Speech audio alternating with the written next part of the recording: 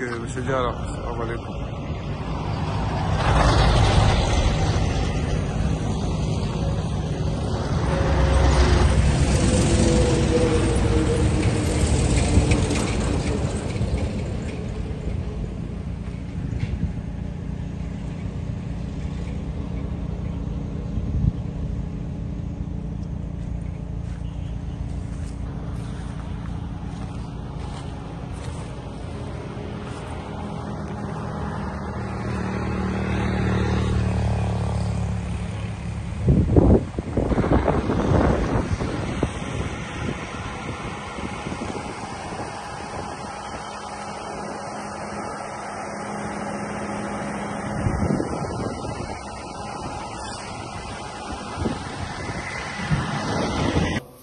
Donc la vidéo elle va être un petit peu courte aujourd'hui, je suis un tout petit peu pressé.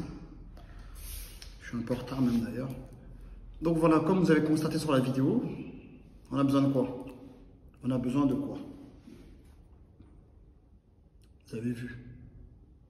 Il y a tous ces produits-là qui attendent qu'une seule chose. Ils veulent être exploités, ils veulent être taillés. Ça, c'est des business que les Ivoiriens de Abidjan, les Sénégalais du Sénégal, chez eux, c'est des business que ça, ils ne laisseront pas passer, les gens sur place. Jamais ils laisseront passer ça. Quitte à se trimballer aller chez eux avec leur matériel, bonjour, est-ce que vous avez besoin qu'on vous taille votre arbre?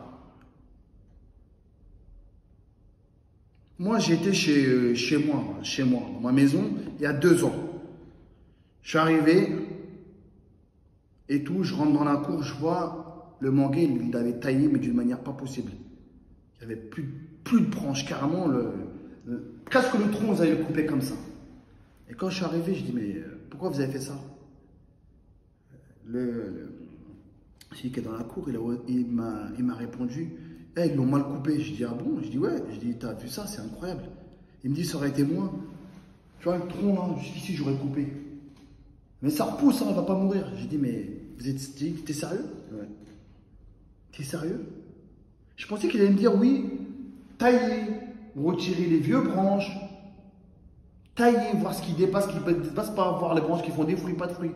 Non! Juste pour couper, parce que la saison des pluies, il coupe, de temps en temps, pour que ça repousse mieux. Mais sauf que là, il est parti trop loin quand il l'a coupé. Ça m'a énervé. Parce que ça, je les ai plantés en 2005-2006, ça. Carrément, je me suis disputé avec eux. J'ai dit, tu coupes pas en fait. Tailler, je peux comprendre, mais tu coupes pas comme ça en fait. Là, ça va mettre au moins 3 ans, 4 ans avant de refaire des fruits. Eux, ils l'ont pas coupé pour des fruits. Ils l'ont coupé parce qu'il y avait trop d'ombre. Maintenant, asseyez-vous au soleil. Enfin bref, il y a plein de manguiers au Mali aujourd'hui qui ne produisent plus de mangue. C'est pas parce qu'il est vieux, c'est pas parce que l'arbre elle a pris de l'âge. Non, parce qu'elle n'est pas taillée en fait. Les branches, ils sont vieux. À un moment donné, il faut couper pour que ça repousse. Voilà, c'est comme les cheveux en fait. C'est comme les femmes quand elles coupent leur bout de leurs cheveux. Le bout de cheveux, c'est pour que ça repousse en dessous en fait. Parce que c'est exactement la même chose en fait. On a des arrangés, on a des manguiers qui ont besoin de que ça. Quand ils vieillissent, ils disent, ah mais ils sont vieux, il faut qu'on coupe tout et on replante. Non. Non, je suis désolé, non, on n'a pas besoin de couper pour replanter. Il suffit juste de les tailler correctement et ça repousse. Donc aujourd'hui, ça c'est une opportunité à saisir au Mali qu'ils ne le font pas actuellement. Allez voir, il y a des champs de mangue, alors tire l'arigot. Mais vous allez dans les champs de mangue parfois, il y a un mangue sur 8, ou allez, j'exagère un peu, 1 sur 5 qui fait des fruits. Vraiment, qui produit beaucoup de fruits. Le reste, il y en a quelques-uns. Ah bah tiens, il y en a un ici. Regarde là, tu le montres aux gens, regarde, il y en a un ici, là tu vas pas. Ah ouais, c'est vrai.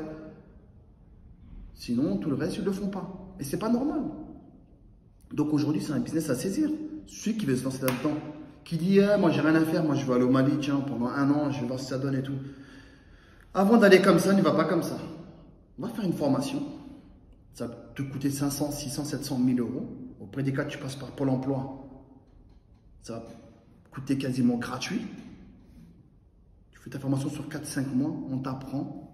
Même tu fais bûcheron, paysagiste, c'est pas grave, c'est la même chose, ça se mélange les deux. On te montre comment ça s'apprend. Ensuite, Tu achètes un camion avec les monts de charge, là, un truc qui monte là, tu es en haut. Tu ramènes tes tronçonneuses, tes ciseaux pour tailler. Tu es le roi du pétrole. Tu es le roi du pétrole. Sincèrement, personne ne va parler avec toi. Tous les marchés des champs du Mali sont à toi.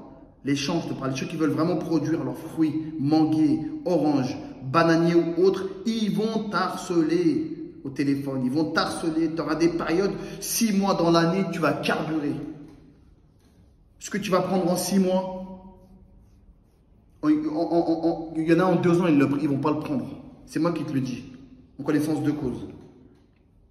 Donc voilà, c'est un business à prendre, c'est une opportunité à saisir. Comme je vous l'ai dit, les Ivoiriens et les Sénégalais, ce genre de business, ils ne laissent pas passer.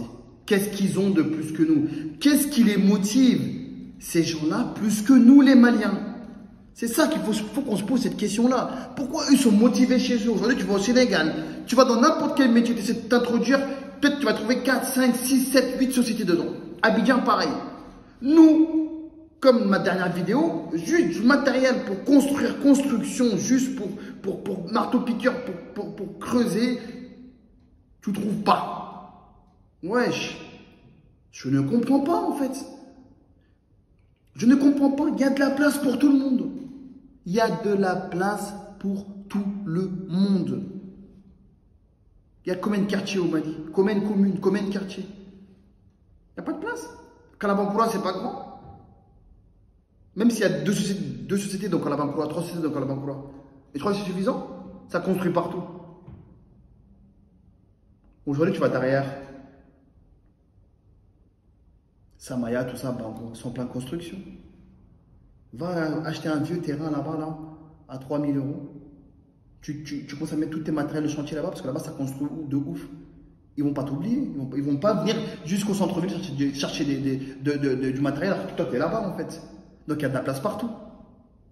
Derrière le pont, c'est un autre quartier. Samaya, de l'autre côté, c'est un autre quartier. Niamakorokorali, c'est un autre quartier. Partout. C'est partout, il y a du boulot. Donc, voilà. Donc, il faudrait penser à ça, en fait. On n'est pas là, uniquement, on a besoin de nous pour de la main-d'œuvre. C'est comme ça qu'on le considère. Moi, parce que moi, c'est comme ça que je vois notre image. Hein. Parce que même en France, ici, on a du mal à se développer. Même en France, ici, on a du mal à se développer. Malheureusement, il faut le dire. Donc, j'ai l'impression qu'on est là que pour de la main-d'œuvre. Et c'est vrai. La plupart des autres, quand ils arrivent ici, ils évoluent un peu plus que nous, quand même. Sincèrement, même quand nous, on fait notre société ici, notre structure ici, avec des Ivoiriens ou des Marocains ou des Sénégalais, tout ça, on voit tout de suite comment on est positionné. Nous-mêmes, on se positionne, tout de suite, on se met en retrait, on laisse les autres frères, t'inquiète pas, ah non, mais tranquille, de toute façon, on est ensemble. Mais non, oui, on est ensemble, c'est vrai. Mais rapproche-toi de ton commerce. Impacte-toi, ramène quelque chose, change des différences, fais une différence entre toi et les autres Maliens. Ramène à nouveau que nous on dit, ah tu vois, lui c'est un Malien lui. Tu vois ce propriétaire là, c'est un Malien. Ah ouais, c'est à lui ça. Ah ouais, machallah, putain, il a réussi. Parle pas des chichas, tout ça. On va dire, ah ouais, lui c'est un Malien. Ah tu vois, ça c'est l'exemple à suivre. Regarde ce mec là. Donc voilà, il y a une opportunité à saisir. Celui qui veut, qui a du temps, il va chez Pôle emploi, il fait une formation de 4, 5, 6 mois. Il aura son petit diplôme, il va au Mali, il ouvre sa société, il envoie son matériel. 10 000 € de matériel, 15 000 € de matériel, c'est énorme. C'est énorme. Tu prends 2 mecs, 2 mecs, pas plus que 2 mecs avec toi. Tu commences comme ça, à la fin, tu vas voir. À la fin, tu vas te retrouver avec 5, 6, 7, 8 camions. Tu auras une grosse société et tu vas les gérer. Aujourd'hui, allez-vous là-bas, allez là-bas, allez là-bas, allez là-bas, allez là-bas. À prendre en place. On produit des mangues, on produit beaucoup de mangues. Mais nos mangues, ils pourrissent, c'est les vaches qui les mangent. On néglige. Mais quand les gens ils vont commencer à mettre de l'argent pour entretenir leurs champs, ben, ils vont penser à développer leur production de mangue. C'est comme ça. L'un ne va pas sans l'autre. Sur ce, salam alaikum les frères.